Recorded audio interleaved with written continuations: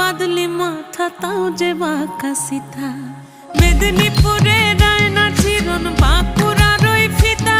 আর যতন করে বাঁধলি মাথা তাও যে বাঁকা সিথা পেছ পাড়িয়া রাজগো